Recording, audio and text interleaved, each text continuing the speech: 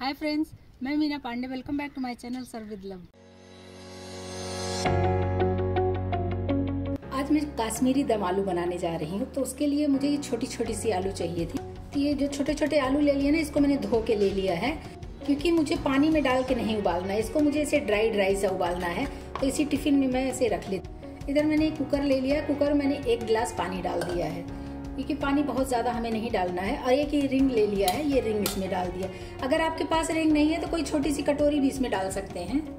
और जो ये टिफिन मैंने आलू भर लिया है ना, इसको इसी रिंग के ऊपर ऐसे रख दे रही हूँ और इसका ऐसे कवर कर देती हूँ। इसको इस तरीके से उबालेंगे ना तो आलू हमारा गीला नहीं होगा। नहीं तो लोगों का शिकायत होता है कि आलू गीला रहता है। और आलू किस तरीके से उबाला जाता है उसकी शॉर्ट वीडियो भी मैंने दे रखी है, आप वहाँ से भी देख सकते हो। या ऐसे बहुत सारी वीडियो आपको मिल जाएगी कि पानी में नहीं उबालें, सिर्फ स्टीम करें आलू तो कैसे होगा। तो इसी तरीके से मैं इसको कुकर को गैस पे रख देती हूँ। इसमें 2 सीटी आ जाएगी, फिर मैं बंद कर दूंगी, क्योंकि आलू हम गला के नहीं चाहिए। तो 2 सीटी इसमें आने देती हूँ। ये गैस पे रख दिया था, 2 सीटी आ गई लगातार, तो गैस को मैंने बंद कर दिया। अभी ये कुकर जो है गैस रिलीज कर दिया, इसका कवर खोल देती हूँ। और जो ये आलू मैंने टिफिन में रख के पकाया है ना, देखिए इसमें पानी बिल्कुल भी नहीं डाला था, आपके सामने ही रखा था। और ये आलू भी हमारा अच्छे तरीके से पक चुका है और इसमें पानी बिल्कुल भी नहीं है। ये एकदम सूखा सूखा सा ड्राई आलू आपको मिलेगा। क्योंकि ये नया आलू है तो ये छीलने में भी थोड़ा प्रॉब्लम करता है ना। इसका छिलके बहुत बारीक रहते हैं, बहुत ही हल्के छिलके रहते हैं।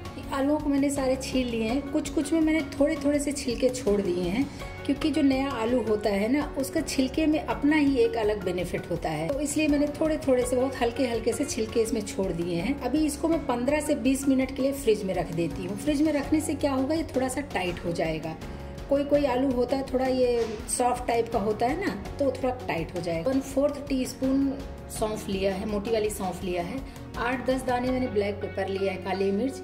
1/2 टीस्पून जीरा लिया है। इसको मैं ग्राइंड कर लेती हूँ, दरदरा सब मैं इसको ग्राइंड करूंगी। दम आलू बनाने के लिए मैं एक ग्रेवी तैयार कर लेती हूँ। ग्रेवी मैं 2 बनाऊंगी, लेकिन पहली ग्रेवी मैं बना लेती हूँ दही से।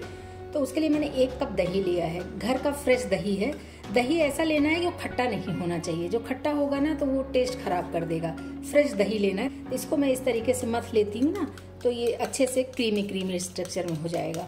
अभी जो मैंने ड्राई मसाले लिए थे ना, इसको हल्का सा ग्राइंड कर लिया, दरदरा सा। इसको डाल देती हूँ। मैं ढाबा स्टाइल कश्मीरी दम आलू बनाने जा रही हूँ। कश्मीरी लाल मिर्च पाउडर तो जरूरी ही है। इसको 2 टीस्पून में ये कश्मीरी लाल मिर्च पाउडर डाल रही हूँ। मसालों का बेस अच्छा हो इसके लिए मैं 1 टीस्पून धनिया पाउडर डाल रही हूँ। 1/2 टीस्पून ड्राई जिंजर पाउडर है, जो सौंठ का पाउडर बोलते हैं ना, उसको डाल रही हूँ। 2 पिंच में दालचीनी का पाउडर डाल रही हूँ। आप चाहिए तो दालचीनी को, अगर पाउडर आपके पास नहीं है तो आप सब्जी में दालचीनी का स्टिक भी यूज कर सकते हो। तो अभी इन मसालों को दही के साथ अच्छे से मैं फेंट लेती हूँ।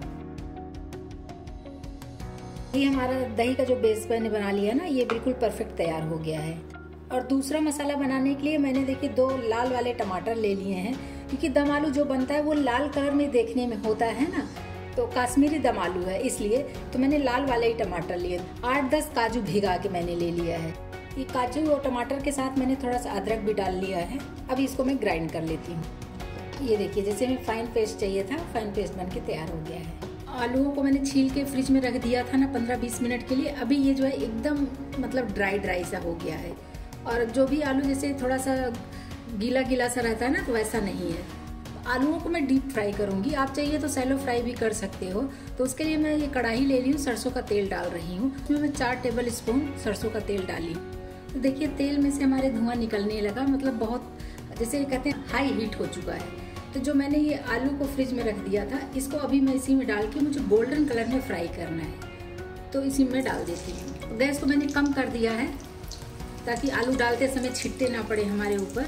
अभी मैं गैस को मीडियम पे कर देती हूँ और आलू को मैं ऐसे चला देती हूँ ताकि दोनों तरफ से ये पकता रहे। आलू हमारा पका हुआ है। 80% आलू मैंने उबाला हुआ है, लेकिन बाकी के जो हैं वो साथ में ही पक जाएंगे। तो आलू को हमें क्रिस्पी कर लेना है। क्रिस्पी गोल्डन कलर में आलूओं को हमें फ्राई कर लेना है। आप चाहिए तो सैलो फ्राई कर सकते हो।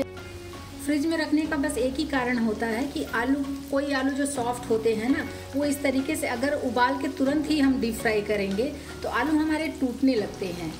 तो अगर उसको 10 से 15 मिनट के लिए या 15-20 मिनट के लिए, जितना भी आपको सही टाइम लगे, उतने टाइम के लिए अगर आप फ्रिज में रख देंगे ना, तो आलू हमारा ठंडा भी हो जाएगा और टूटेगा नहीं फ्राई करते समय। आपकी मर्जी, आप बाहर भी रख के आलू को ठंडा कर सकते हो। जैसे सुबह आलू उबाल लिया है तो उसको शाम को बनाएंगे या दोपहर में बनाएंगे तो भी ठंडा हो जाता है। लेकिन अगर फटाफट बनाना है तो उसको फ्रिज में रखना ही सही रहेगा। आज मैं बिल्कुल ढाबा स्टाइल में दम आलू बना के तैयार करूँगी, तो आप लोग वीडियो में बने रहिए और देखते रहिए किस तरीके से मैं बनाती हूँ। तो देखिए, मैं चलाते हुए आलूओं को एकदम गोल्डन क्रिस्पी कर ली हूँ। तो हमारे सारे एकदम अच्छे तरीके से क्रिस्पी ब्राउन हो गए हैं, इनको सब मैं निकाल लेती हूँ। आलू तो हमारे फ्राई हो गए हैं, लेकिन जो दम आलू बनेगा तो आलू के ऊपर ऊपर ही मसाले रह जाएंगे ना। उसके लिए हमें क्या करना है, एक मैंने ये फॉर्क ले लिया है, या फिर ये जो टूथपिक आता है ना, ये टूथपिक भी आप ले सकते हो। तो टूथपिक से इस तरीके से भी होल कर सकते हो। एक आलू में 5-7 जगह ऐसे इस तरीके से ऐसे ब्रेक कर दीजिए। तो इसके मदद से भी आप इस तरीके से इसको बीच बीच में कहीं कहीं ऐसे 3 से 4 जगह इससे भी आप ऐसे होल कर सकते हैं। तो ये ब्रेक करने की वजह से आलू के अंदर तक एकदम मसाले घुसेंगे। दम आलू आज मैं इस मिट्टी के पॉट में बनाऊंगी। इसमें मैंने 2 टेबल स्पून सरसों का तेल डाल दिया है।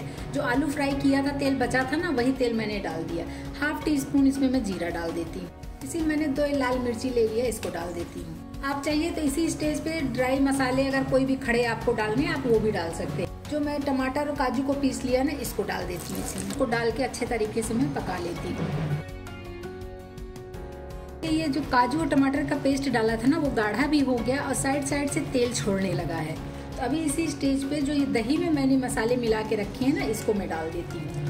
और गैस को मैंने बिल्कुल स्लो किया है, क्योंकि जो दही का मसाला होता है ना, तो दही फटने का चांस होता है। या तो गैस को बंद करके आप दही का मसाला डालिए, या फिर बिल्कुल ही स्लो कर दीजिए। और अब इसको ऐसे चलाते रहेंगे।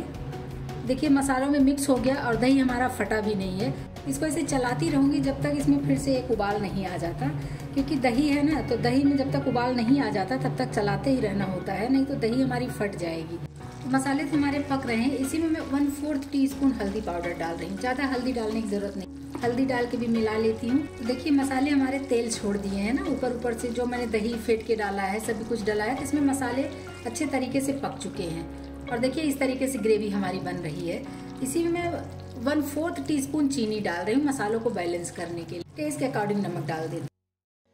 देखिए, ग्रेवी तो हमारी काफ़ी गाढ़ी है। आपको अगर पानी डालना है तो आप पानी डाल सकते हो, लेकिन मैं पानी नहीं, मैं इसमें दूध का यूज़ करूँगी, क्योंकि ढाबे स्टाइल बना रही हूँ। तो ढाबों में जो है दूध डाल के बनाते हैं, या फिर पानी अगर डालिए तो उसमें आपको मावा या पनीर डालना पड़ेगा।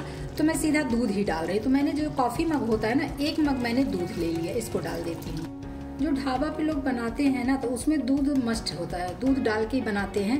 और अगर आपका चॉइस है, आप दूध नहीं डालना चाहती हो, तो आप पानी डाल के बना लो, फिर बाद में आपको थोड़ा सा मावा उसमें ऐड करना होगा। नहीं तो अगर आप ये दूध में बना रहे हो, तो दूध जब ये पक जाएगा ना, तो फिर उसमें मावा का भी टेस्ट आएगा। फिर ऊपर से आपको मावा डालने की ज़रूरत नहीं पड़ेगी। तो इसलिए मैंने दूध का यूज़ किया है। बाकी आपकी चॉइस है।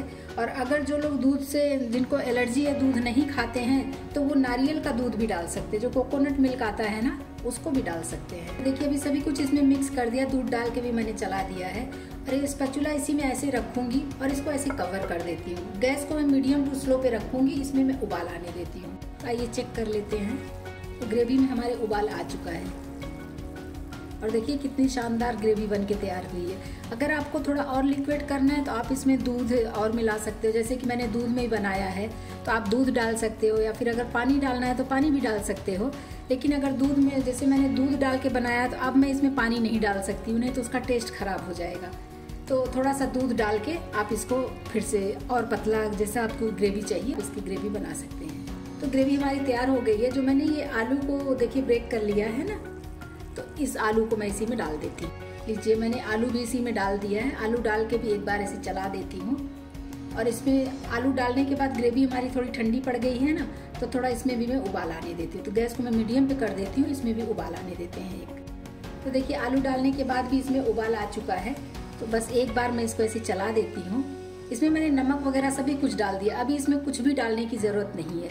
और आलू भी हमारा, जब मैंने उबाला था तो 80% कुक किया था, और उसके बाद मैंने ऑयल में डीप फ्राई किया ना, तो आलू भी हमारी पक चुकी है।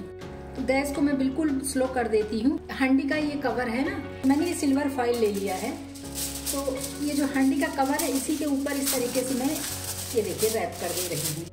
ये देखिए, ये हांडी का जो कवर है ना, उसी को मैंने रैप कर दिया। अब इसी से ऐसे कवर कर दूंगी, तो इसमें जो है दम आलू में दम भी मिल जाएगा। इसी तरीके से कवर करके गैस को बिल्कुल मैं स्लो कर देती हूँ। 5 मिनट तक स्लो गैस पे इसको मैं पकने देती हूँ। तो इसको 5 मिनट पकते हुए हो गया है। आइए मैं कवर उठा के देख लेती हूँ। बहुत अच्छे तरीके से पक चुका है और जो इसमें तेल मैंने डाला था ना, वो तेल सारे देखिए सेपरेट हो गया, जगह जगह ऐसे हो गया है। इसका मतलब सब्जी हमारी बहुत शानदार बन के तैयार है। और अगर आपको तेल से परहेज है कि तेल नहीं यूज़ करना है, तो आप चम्मच से इस तरीके से इसको निकाल भी सकते हैं। ये तेल आपका निकल जाएगा, लेकिन मैंने बहुत ज़्यादा तेल का यूज़ नहीं किया है, इसलिए मैं इसको नहीं निकाल रही हूँ। मैं इसको आपको दिखाती हूँ। ये देखिए कितना शानदार बन के तैयार हुआ है। अगर आपको ग्रेवी थोड़ा और गाढ़ी करनी तो आप और पका लीजिए, लेकिन मेरा बस इतना ही मैं पकाऊंगी, क्योंकि इसको आप चावल के साथ भी खा सकते हो, रोटी पराठा नान के साथ खा सकते हो। बहुत टेस्टी बन के तैयार हुआ है। इसी में धनिया पत्ती डालना है तो थोड़ा सा धनिया पत्ती भी डाल दीजिए। तो गैस में बंद कर देती हूँ। अभी मैं इसको खाने के लिए सर्व कर देती हूँ। तो फ्रेंड्स, मेरा ढाबा स्टाइल दम आलू बन के तैयार हो गया है। इस तरीके से आप लोग बनाएंगे ना तो बड़े और बच्चों को बेहद ही पसंद आएगा। आप लोग भी बनाइए। अगर आपको मेरी वीडियो पसंद आती है तो लाइक और कमेंट करना बिल्कुल भी मत भूलना फ्रेंड्स। लास्ट तक मेरी वीडियो देखने के लिए थैंक यू।